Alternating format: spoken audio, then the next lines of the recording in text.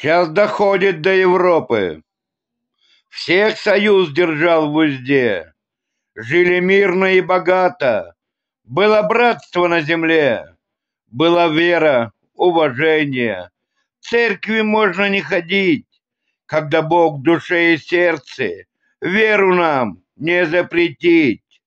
А бандеровцы и ляхи стали церкви разрушать. Потеряли веру в Бога, чтоб нацистам подражать. Мы хохлов держать не будем. К вам домой они пошли. Вы их сами пригласили. Это дьявола сыны. И не будет вам покоя. Вы добро, вам в спину нож. Мужиков растлят хохлушки. Будет гендерный вопрос. Россия вперед!